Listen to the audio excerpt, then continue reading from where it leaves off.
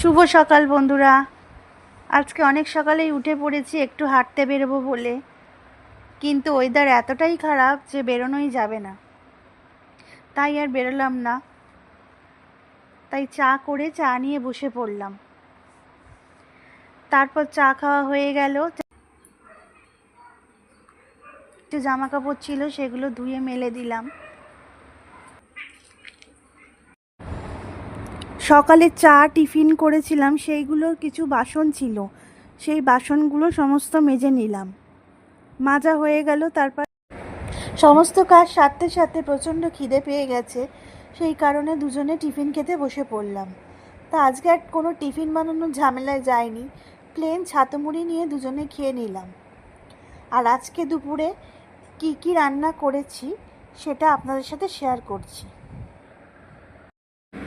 আজকে দুপুরের মেনুতে আছে ভাত, আলু উচ্ছে ভাজা, চিকেন, ডিম, আলু দিয়ে একটা কারি।